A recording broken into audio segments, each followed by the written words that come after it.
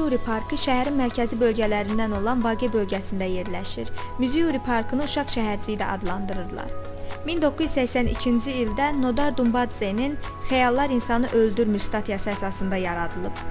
Statiyada yazıçı Vera çayının ərazisində uşaq şəhərciyi açmağı arzulayırdı.